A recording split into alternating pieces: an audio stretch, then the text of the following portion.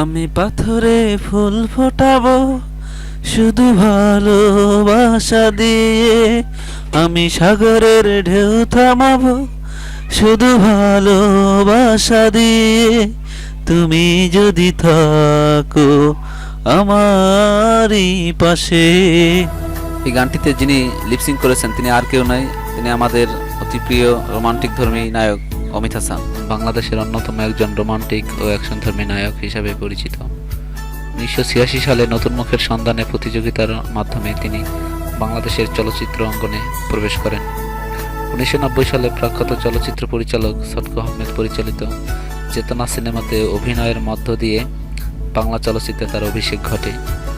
মনোয়ার খোকনের জ্যোতি সিনেমাতে তার একক নায়ক হিসেবে অভিনয় করে সফলতা শুরু হয়।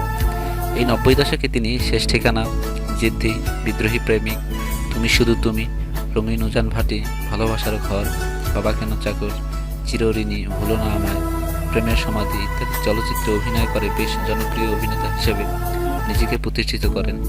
2008 সালে টেলিভিউ নামে একটি প্রযোজনা সংস্থা প্রতিষ্ঠা করেন। এই প্রযোজনা প্রতিষ্ঠান থেকে তার প্রথম প্রযোজিত ও শাহীন সুমন পরিচালিত কে আপন কে পর নামে একটি সিনেমা তৈরি করেন। সিনেমাটি 2011 সালে মুক্তি পায়। 2012 সালে শাহীন সুমন পরিচালিত ভালোবাসার রং সিনেমাতে প্রথমবারের মতো খলনায়ক চরিত্রে অভিনয় করেন।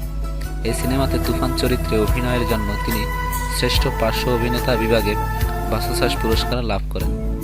অমিত হাসান 2000 সাল থেকে 2007 সাল পর্যন্ত কিছু অসৎ ও নিম্ন রুচি মানসম্পন্ন কুরুচিপূর্ণ পরিচালক ও প্রযোজকদের কুরুচিপূর্ণ ও অশ্লীল সিনেমাতে অভিনয় করে কিছু দুর্নাম কুড়িয়েছেন এবং চলচ্চিত্র ক্যারিয়ারে বিশাল ধস নামিয়েছেন।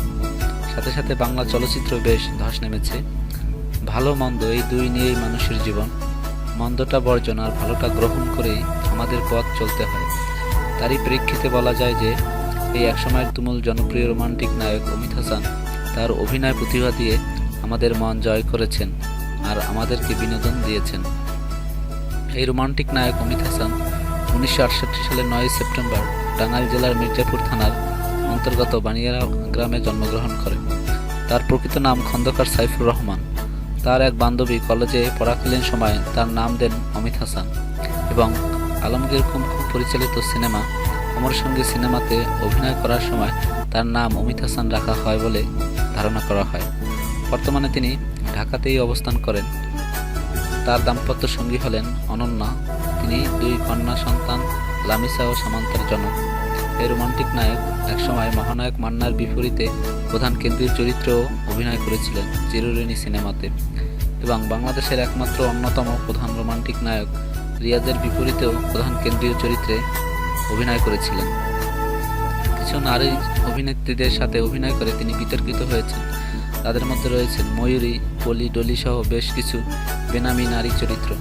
পূর্বে তিনি প্রধান চরিত্রে অভিনয় করলেও 2010 সালের পর থেকে বর্তমান সময়ে বেশিরভাগ পার্শ্ব চরিত্রে নিয়মিত অভিনয় করেন। অমিত হাসান বেশ কিছু স্বনামধন্য অভিনেতা ও অভিনেত্রীর সাথে কাজ করার সুযোগ পান।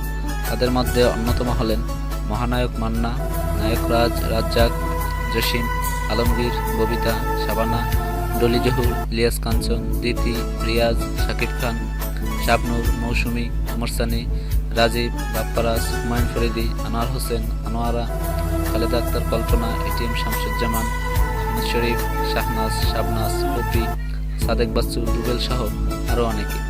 তার উল্লেখযোগ্য সিনেমা হলো পাগলির প্রেম, প্রেমের নাম বেদনা, প্রেমের সমাধি, শেষ ঠিকানা, তুমি শুধু তুমি, রঙিন উজান ভাটি, চিরঋণী সহ অনেক। অমিত হাসান 2015 সাল থেকে 2016 সাল পর্যন্ত বাংলাদেশ চলচ্চিত্র শিল্পী সমিতির সাধারণ সম্পাদকের দায়িত্ব পালন করেন।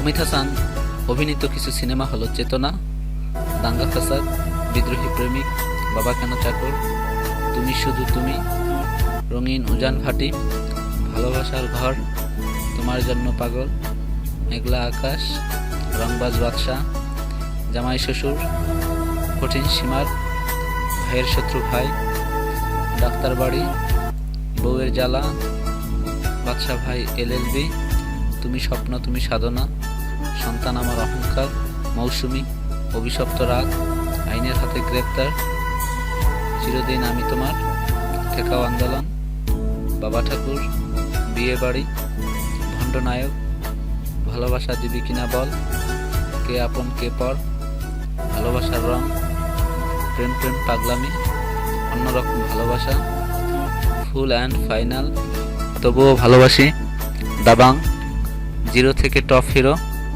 মনের মধ্যে লেখা, ফাদ, হিরো দা সুপারস্টার, এই তো প্রেম, বোঝে না সে বোঝে না, অগ্নি 2, পদ্মপাতার জল, মার্ডার 2, অন্তরঙ্গ, চিনি বিবি, অঙ্গার, রক্ত, শিকারি, বসগিরি, ধূমকেতু, রাজা 420, ক্রাইম রোড, মায়াবিনী, সুলতানা বিবিয়ানা, নবাব, বস 2, রাজনীতি, রংবাজ, দুলাভাই জিন্দাবাদ, বয়ফ্রেন্ড, ডনগিরি, ক্রিমিনাল, বাবা মাস্তান, বাপ বেটার লড়াই, আলিবাবা, জ্যোতি, ভুলো না আমায়, প্রেমের সমাধি, প্রেমের নাম বেদনা, পাগলের প্রেম, শেষ ঠিকানা, বউ বন্ধক সহ প্রায় 2 শতাধিক সিনেমাতে অমিত হাসান অভিনয় করেছেন।